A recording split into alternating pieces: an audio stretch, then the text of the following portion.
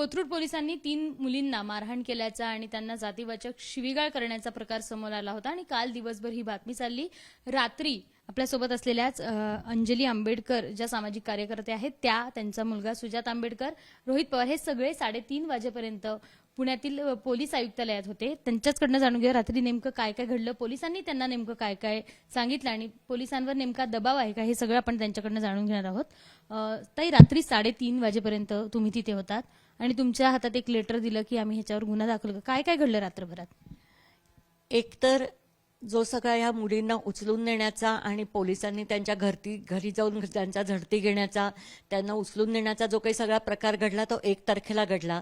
1 तारखेला रात्रीपासून पोलिसांनी अॅट्रॉसिटीची केस दाखल करावी याच्यासाठी त्यांच्याबरोबर असलेल्या त्यांच्या कार्यकर्त्या मैत्रिणी सातत्याने प्रयत्न करत होत्या। पोलिसांच्या तिथे ठिय्या देऊन बसल्या होत्या। वंचित बहुजन आघाडीचे कार्यकर्ते त्यांच्या पाठीशी होते आणि सगळ्यांना माहिती आहे की अॅट्रॉसिटीच्या संदर्भामध्ये तुम्हाला एन्क्वायरी करायची गरज लागत नाही, तर तुम्हाला तातडीने ताबडतोब FIR दाखल करून घ्यावा लागतो आणि तरीही पोलिसांनी तो अॅट्रॉसिटीचा FIR दाखल कालपर्यंत करून घेतला नाही।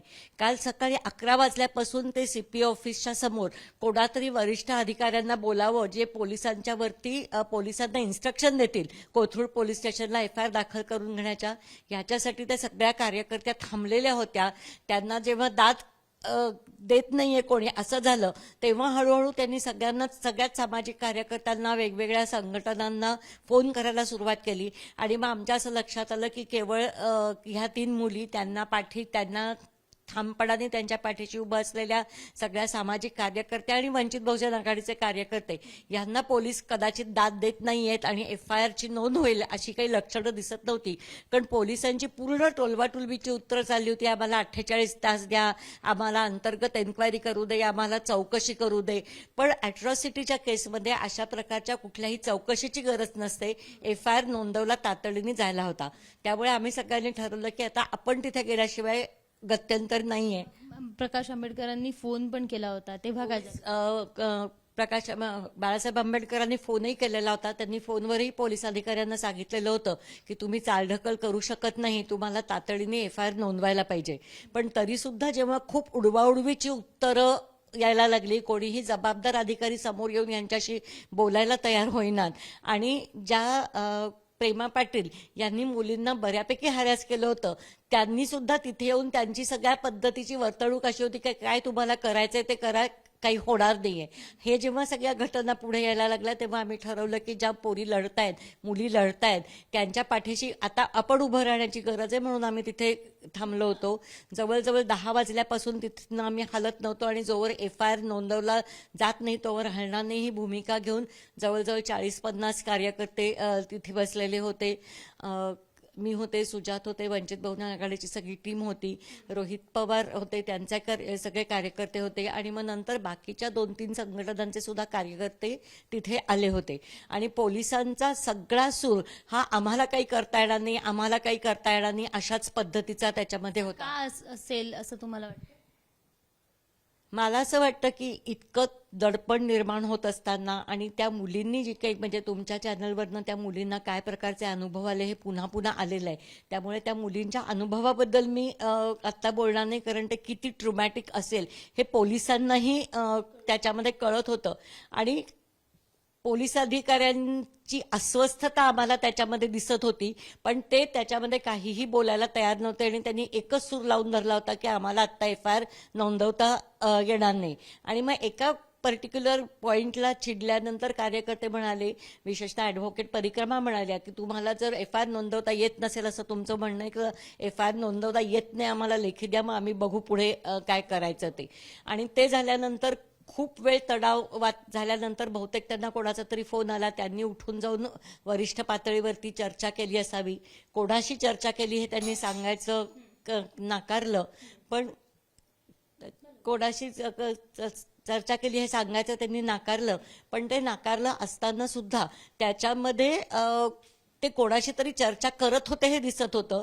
मग त्यांनी आम्हाला सांगितलं की 1 तासाची आम्हाला वेळ द्या। किती वाजता सांगितलं होतं 1 तासाची वेळ द्या? हे साधारणपणे 11:05 किंवा 11:10 त्यांनी आम्हाला सांगितलं।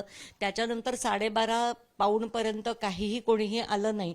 साधारण 12:30च्या सुरुवातीला कोणीतरी म्हणजे त्यांच्या चर्चा होऊन ते परत आले.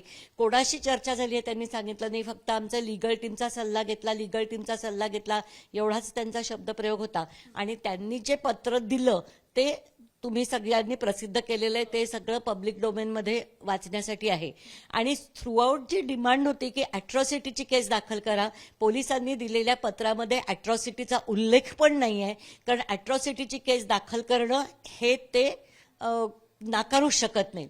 दुसरं, पोलिसांच्या पत्रातला जो महत्वाचा मुद्दा आहे की हे पब्लिक प्लेसमध्ये घडलं नाही, तेव्हा पोलीस एखाद्या सीसीटीव्ही फुटेज नसलेल्या ठिकाणी या मुलींना बसवून ठेवतात किंवा एखाद्याच्या घरामध्ये घुसून अॅट्रॉसिटीज करतात, तेव्हा ते पब्लिक डोमेन नसतं.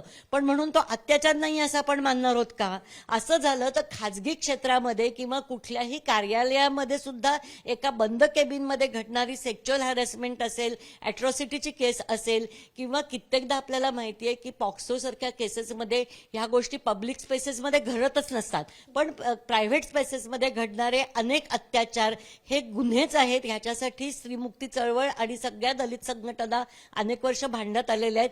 त्यामुळे हे पत्र हे अत्यंतपणे कायद्याची, इथल्या सुव्यवस्थेची खिलवाड आहे असं आम्ही मानतो.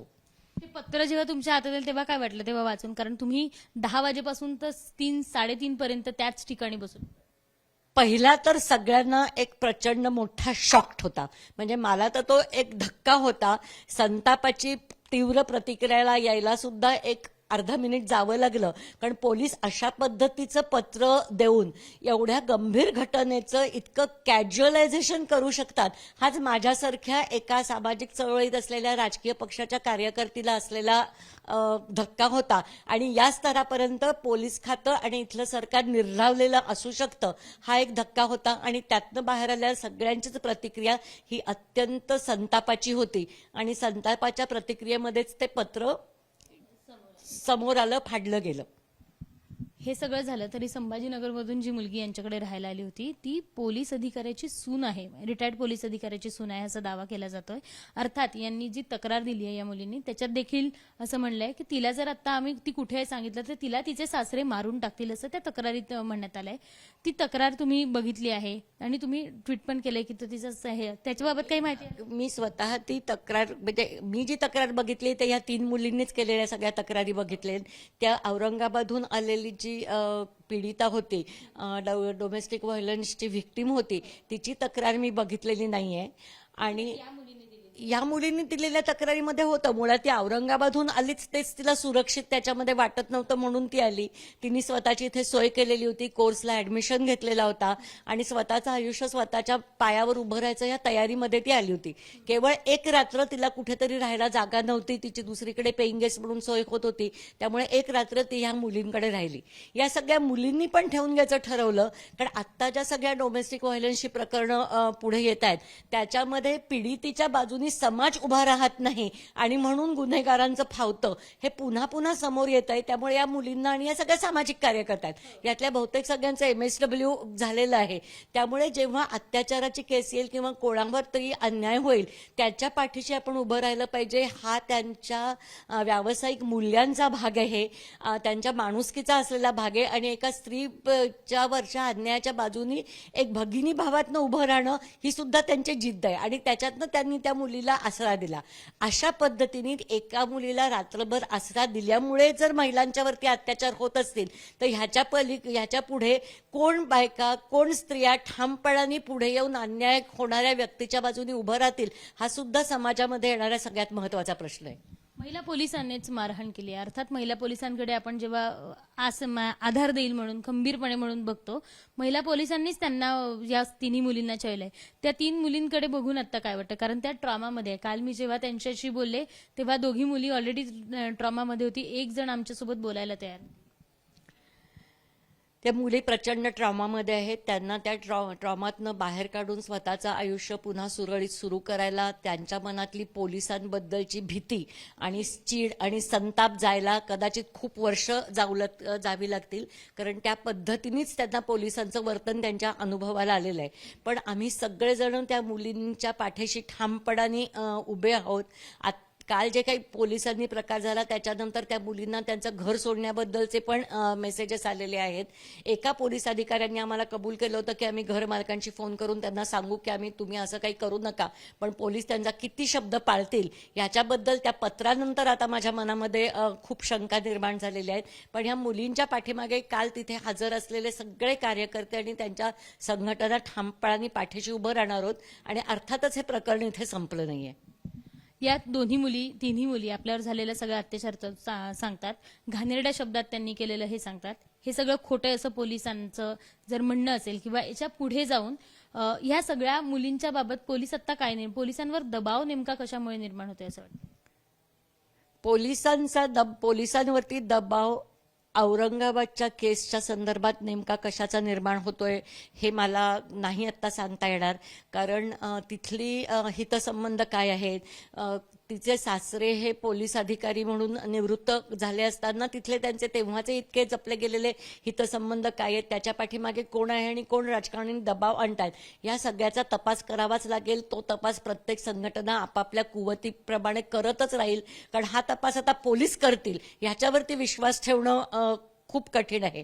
पण त्याच्याही पेक्षा मला असं वाटतं की पोलीस FIR दाखल करत नाहीत, ह्याच्याबद्दल सामाजिक दडपण निर्माण होतंय, विशेषतः अॅट्रॉसिटीच्या केसमध्ये. याच्यामध्ये इथल्या सगळ्या भाजपच्या राजकारणाचे खूप मोठे हितसंबंध गुंतलेले आहेत असं मला वाटतं. कारण सोमनाथ सूर्यवंशीच्या केसमध्ये FIR दाखल घेण्यासाठी सुप्रीम कोर्टापर्यंत जावं लागलं. म्हणजे हायकोर्टाने जेव्हा आदेश दिले की FIR दाखल करून घ्या, त्यावेळेला पोलीस FIR दाखल करून घ्या या जजमेंटच्या विरुद्ध सुप्रीम कोर्टामध्ये जातात आणि सुप्रीम कोर्टातनं आदेश घ्यावे लागतात की FIR दाखल करून घ्या आणि मग FIR दाखल करून घेतला जातो. हा नुकताच घडलेला एक प्रसंग आहे. त्याच्या पाठोपाठ आता पुण्यामध्ये हे घडलेलं आहे. इथे सुद्धा अॅट्रॉसिटीच्या संदर्भात FIR दाखल करून घेण्याची मागणी होती. त्यामुळे मुळामध्ये पोलिसांनी अत्याचार केला असेल तर FIR दाखलच करून घ्यायचा नाही, ही कदाचित आत्ताच्या फडणवीस सरकारांची पॉलिसी असू शकते. मी मुद्दाम मुख्यमंत्र्यांचं नाव अशासाठी घेतेय कारण ते फक्त मुख्यमंत्री नाही आहेत, ते गृहमंत्री आहेत, पोलीस खातं त्यांच्याकडे आहे आणि त्यामुळे इथल्या वंचित समूहांना जर दाबून टाकायचं असेल तर त्यांच्या हातात असलेल्या अॅट्रॉसिटीच्या संदर्भातलं जे एकमेव स्वतःच्या संरक्षणाचं हत्यार आहे ते पण बोथट त्याच्यामध्ये करून टाका आणि पोलिसांनी कितीही अत्याचार केले तरी FIR दाखलच करून घ्यायचा नाही, हे जर सरकारचं धोरण असेल तर त्याच्या विरुद्ध मोठं नागरिकांचं व्यापक आंदोलन उभं करावं लागेल. नाहीतर इथलं पोलीस खातं हे असलेल्या सरकारची दमनशाहीची यंत्रणा म्हणूनच फक्त ऑपरेट होणार आहे का, असा प्रश्नचिन्ह आता निर्माण झालेला आहे. कालपर्यंत ते सगळं झालं नाही, आज सकाळी या मुली अर्थात सगळ्या ट्रॉमामध्ये सगळ्या दमल्या आहेत. पुढचं काय पाऊल असणार आहे तुमच्या सगळ्यांचं? ते आम्ही चर्चा करून निश्चित जाहीर करू. हा मुद्दा इथे निश्चित सोडणार नाही आहोत. पण आता पोलिसांची नीती काय आहे, पोलिसांची वृत्ती काय आहे आणि हे निश्चितच सरकारच्या पूर्ण पाठिंब्याशिवाय पोलिसांनी हे पत्र दिलेलं नाही आहे याची आम्हाला पूर्ण खात्री आहे. त्यामुळे पुढे काय करायचं हे ठरवून जाहीर केलं जाईल. सरकारच्या काही प्रमाणात असलेल्या दबावामुळे हे सगळं होतंय आणि त्यामुळेच आम्हाला हे असं पत्र दिलंय ज्याच्यात या सगळ्या केसमध्ये काहीही तथ्य नसल्याचं पोलिसांनी सांगितलंय आणि हे पत्रच आमच्यासाठी मोठं शॉकिंग असल्याचं अंजलीताईंनी सांगितलंय. कॅमेरामन विजय राऊत सह शिवानी पांढरे, ABP माझा, पुणे. ABP माझा, उघडा डोळे बघा नीट.